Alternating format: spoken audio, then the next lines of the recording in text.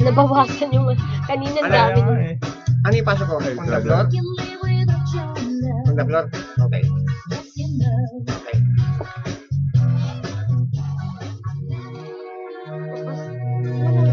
Wala, hindi wala. Wala po yan, madam.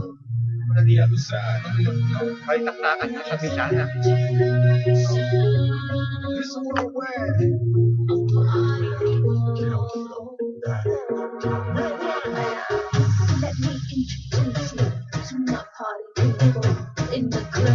We are the world mamaya.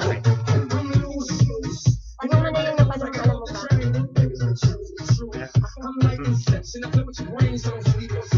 Okay, yung mga malating taga-subaybay. Ito po yung ating special natin ngayon, yung ating napapanahong, alam mo ba, halo-halo na yung usapan natin sa ngayon. Buhay-buhay, o kaya usaping pang-gobyerno.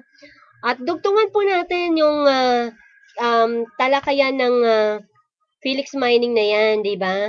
Pero po, bago po ang lahat, yung panawagan naman ng ating mga kaibigan sa ibang bansa, na kung saan ay inilapit po dito sa ating programang Happy Morning.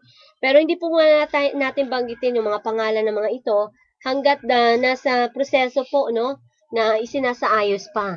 Kasi syempre, bilang responsableng mamamahayag na, di ba? Yung nga kay Pinoy, kaya nga medyo pinatupad na yung mga cyber ano na yan, crime na yan, ano, dahil sa etong mga paninirang puri, ano. Oo nga naman, kasi siyempre, kung yung isang tao, ilang dekada niyang pinag-iingatan ang kanyang pangalan, naglilingkod sa kung kani-kanino, o sa pamilya man, o ordinaryo man siya o hindi, basta sinikap niya maging matino, pero sa isang iglap lang nagkamali, di ba? Hindi naman natin masasabi ang panahon. Kumbaga, weather lang, sabi nga.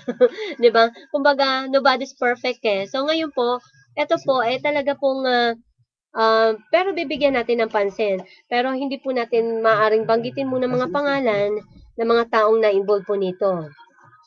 Kasi nga, meron pong isang foundation, no?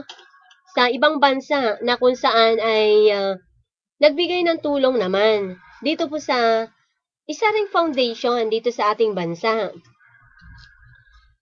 Ito ay private lang naman yung kanyang foundation, ano?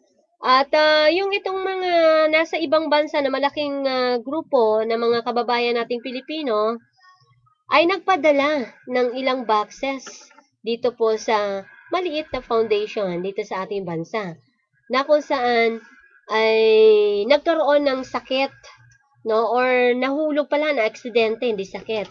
Na aksidente po ito at nagkataon naman na talaga pong na-timingan, no, na dumating yung mga boxes para po sa kanyang foundation. Ang kanyang foundation ay para sa mga kabataan na maliliit. Ngayon, inilapit sa ating programang Happy Morning para daw i-pull out na lang yung mga boxes na ibinigay nila sa foundation na yon. Kasi nga, dahil na aksidente, dahil syempre nga naman, may katwiran din naman to ay itong malaking grupo na ito. Dahil hindi po biro talaga, yung manghingi sila ng mga tulong din sa mga kababayan natin doon or mga hindi naman natin kababayan doon na kung saan nangihingi sila ng donation para po sa kalamidad dito sa ating bansa. So, pinagsikapan to ng